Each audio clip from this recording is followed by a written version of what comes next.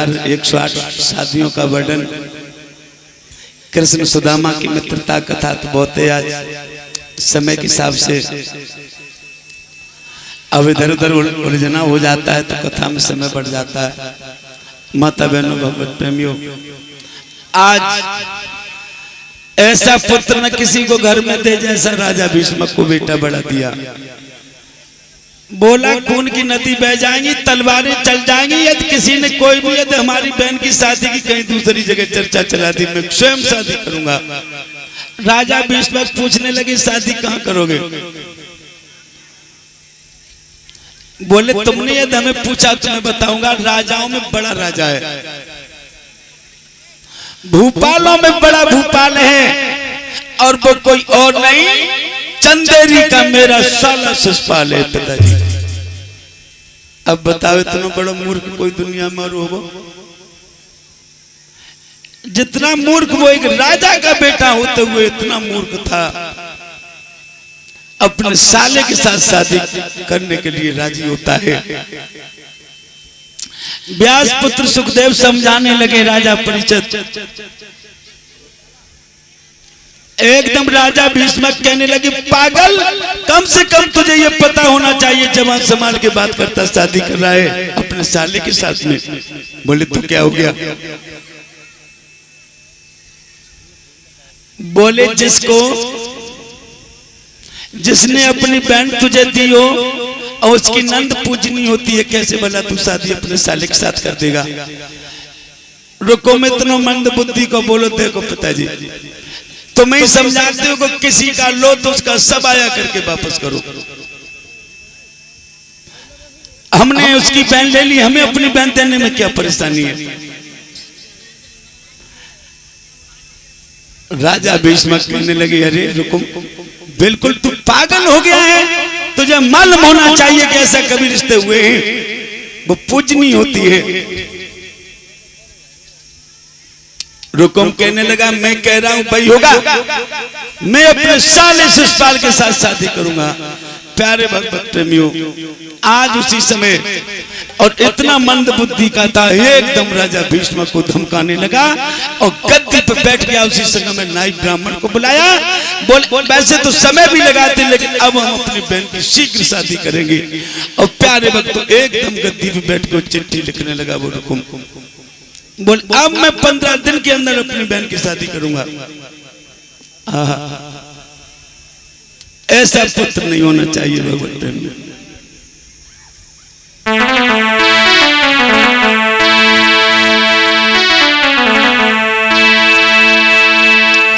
एकदम नाई ब्राह्मण को बुला के और रुकुम चिट्ठी लिखने लगा अपने साले ससुराल के लिए, चंदेरी के लिए। अरे सिद्ध श्री सब लायक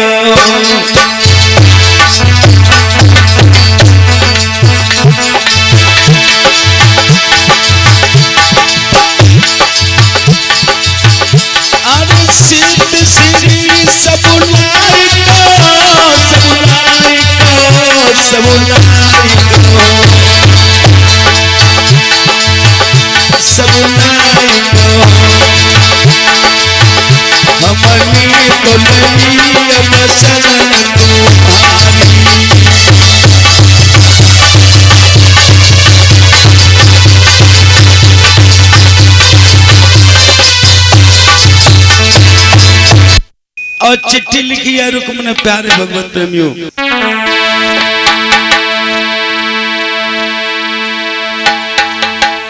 सिद्ध श्री सब लायक हमने तो शरण तुम्हारी।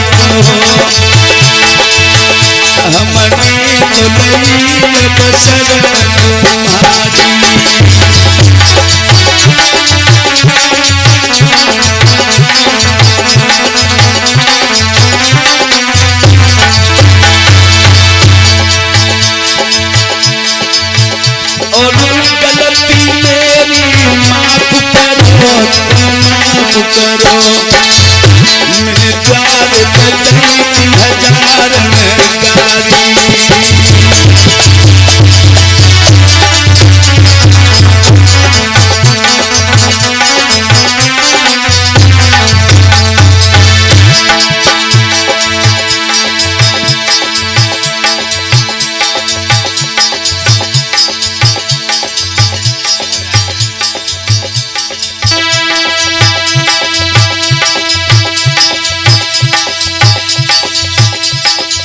मेरी बहन रुक्मिणी देखी है तू देखी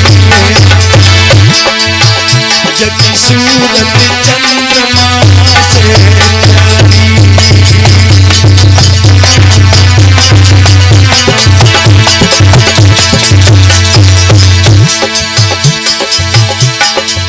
और तू कछु के पास नहीं बहना तेरे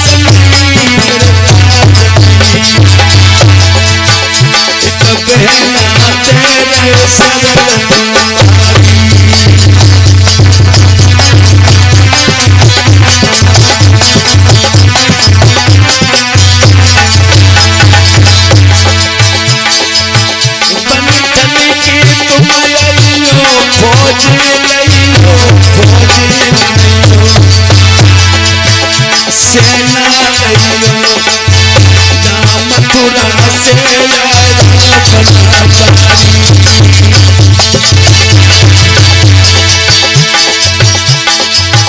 जनीली हमल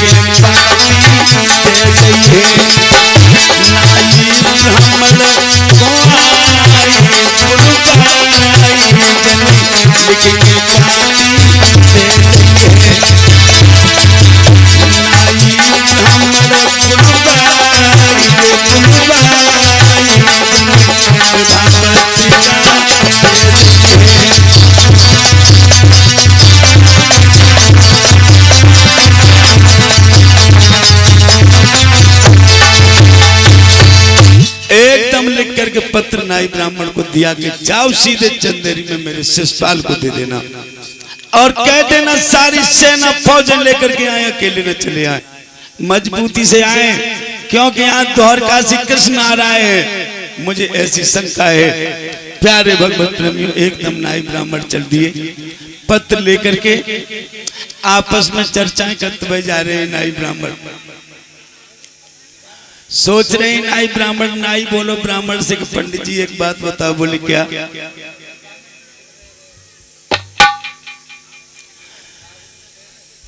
बोले ये झगड़े की बारात लग रही है और झगड़े की बारात में इधर नाई ब्राह्मण जा रहे आपस में बातें करते हुए जा रहे हैं। नाई बोलो पंडित जी बताओ जा में घाटो है कि फायदा है? नाई समझाओ कि देख क्या तो झगड़े की बारात में चकाचक के फकाफक। बोले 6-7 दिन बताओ इसमें क्या हो सकता है? नाई बोलो चालू रहे। बोले जब शिषपाल के यहाँ चलेंगे तो भोजन तो कराएगा। पंडित जी बोले भोजन तो कराएगा, क्यों नहीं कराएगा? नाई को समझाया चिंता मत कर, सोने के लोटा थाली में भोजन कराएगा शिषपाल। नाई बोलो वापस तो नहीं लेगो?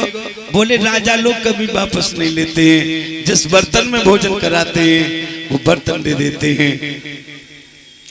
इतनी कहते हुए और पहुंचे तब तक चंदेरी में घुस गए। प्यारे भक्तों, बातें करते हुए चले जा रहे हैं। शिषपाल भोजन करावे को सोने के लट्टा थाली में, एक खाएगा भोजन तो उनको ही अर्पण कर देगा, लेगा नहीं। और तब तक तो शिषपाल के दरबार में चले गए। एकदम कहा महाराज मैं कुंदनपुर से आए नाई ब्राह्मण। इतनी मौत से शब्द निकलो कि महाराज हम कुंदनपुर से आए। वहीं पर एकदम आके सैनिक सरदार खड़े। शिषपाल कह रहा है इनके सर काट दो। प्यारे भक्तों, एक गर्दन में से तलवार पड़ी, एक में इधर पड़ी। पंडित पढ़ो, नाई इधर डरो, ले ले लूटा थरिया। शिषपाल कह रहा है इनकी तलाशी लो। इनके पास क्या है? तलाशी ली। प्यारे भगवत प्रेमियों, कुछ नहीं निकला। वो विवाह का पत्र निकला है, एकदम जाकर के शिषपाल को दिया। बोले महाराज ये आपके बहनोई रुकुम ने ये पत्र भेजा है और आज भगवान मुरली मनोहर कन्हैया की साथ शादी न करके देखिए कहां अपने शिषपाल के लिए पत्र भेजा है उसने, रुकुम ने। एकदम कहा महाराज ये नाई ब्राह्मण की जेब से ये पत्र निकला है और तो कुछ निकला नहीं। एकदम जो शिषपाल ने पत्र पढ़ो भैया, एकदम पढ़ने लगो। जितना पागल रहे वो रुकुम बात ज्यादा पागल रहे बाको सालो शिषपाल। दोनों ही एक ही बुद्धि के थे प्यारे भक्तों। अब चिट्ठी पढ़ रहा है शिषपाल और कह रहा ए भगवान हमारे जैसे जीजा सबके जीजा हो जाएं, ए भगवान सारे जीजा अपने अपने सालों को शादी कर दें, मेरे जीजा जी मेरे साथ शादी कर रहे हैं। और पत्र पढ़ो, एकदम गद्दी से कूदो प्यारे भक्तों, सीधा भाग करके आंगन में पहुंचा, जाकर के दंत वक्र की पत्नी से जाकर के कहने लगा भाभी हमें शीघ्र दूल्हा बना दो, ये पत्र मेरे जीजा जी ने भेजा है। एकदम घबरा गई भाभी और कहने लगी शिषपाल क्या नशा तो नहीं कर लिया तूने? बोले नहीं भाभी हमारे जीजा जी ने पत्र भेजा है, जल्दी मुझे दूल्हा बना और हम शादी करने जाएंगे कुंदनपुर में। बोले कहां से पत्र है? ए शिषपाल पागल हो रहा है। भाभी समझाने लगी ताल खुदो नहीं मगर कूदन लगो, न सगाई है न सिक्का है न लगो ने, कहां से कोई टीका है, तू शादी कहां करने जा रहा है? एकदम बोला देख भाभी ए भगवान मेरे जैसे सबके जीजा हो, मेरे जीजा देख कितने अच्छे शादी पत्र भेजा है। भाभी समझाने लगी पागल शिषपाल। बोले अरे तू शीघ्र मुझे दूल्हा बना, कृष्ण आ रहा है मथुरा से द्वारका से। और एकदम उसी समय भाभी कहने लगी अरे शिषपाल मेरी बात तो मान ले, ये क्या कर रहा है? एकदम धमकाने लगा अपनी भाभी को, कहने लगा भाभी हमें शीघ्र दूल्हा बना दो, देर करने की कोई जरूरत नहीं है। दूल्हा बनाया, डर गई भाभी को, डरपा दिया शिषपाल ने।